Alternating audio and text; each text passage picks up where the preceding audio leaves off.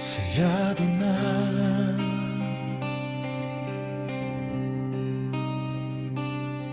Check, silipin mo ang kwarto, amoy usok pa ang tela. Ang paborito mong kamiseta na iniwan mong nakatela. Sa gilid ng kama parang basura, kinalimutan mo na o sadyang ang alaala ay mabilis mong ibinasura. Tinititigan ang kisame, hinahanap ang bakit. Ang habang buhay naging hanggang hapon, anong pait? Ang kape ay lumamig, siglamig ng iyong pakikitungo. Habang ang boses mo sa utak ko'y patuloy na humuhuni, nakakandilo. Bawat kanto ng silid dati-rati ay puno ng tuwa. Ngayon ay sementeryo ng pangakong nauwi sa wala.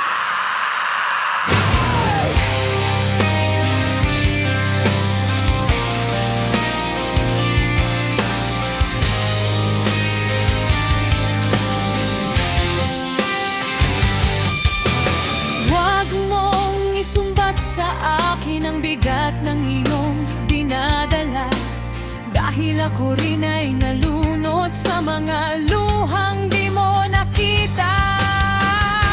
Akala ko rin ay totoo, Bakit ang iro mo'y naglaho? dahil sinunod mo ang tulay, eto tayo. Ang mga litrato sa telepono, burado na ang kulay. Puso nating dalawa parang gusaling bumigay at naghiwalay.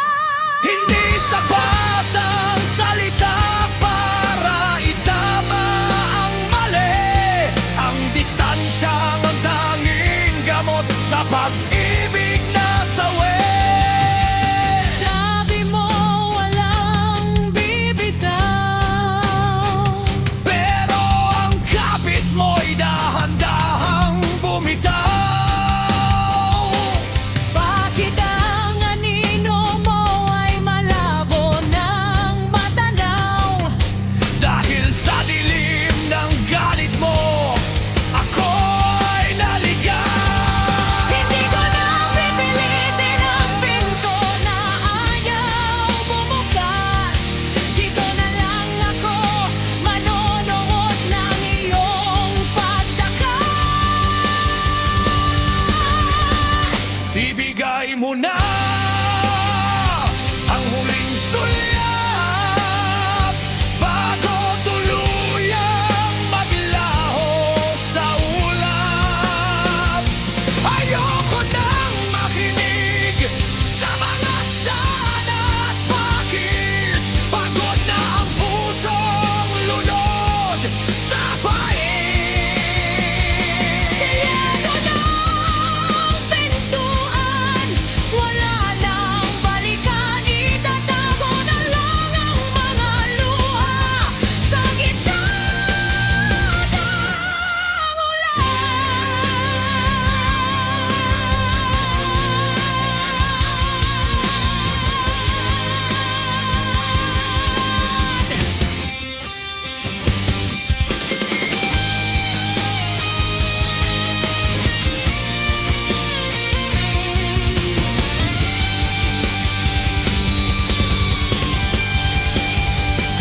Hindi na kailangan magpaliwanag. Hindi na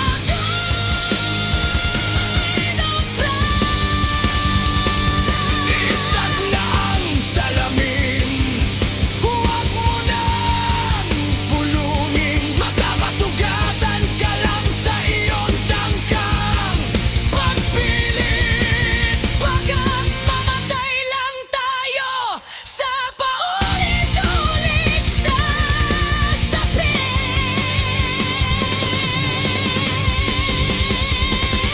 Ibigay mo na ang huling sulyap bago tuluyang maglaho sa ulap. Ayoko nang makinig sa mga sana at bakit. Pagod na ang pusong lunod sa pait. Sirain ang pintuan, wala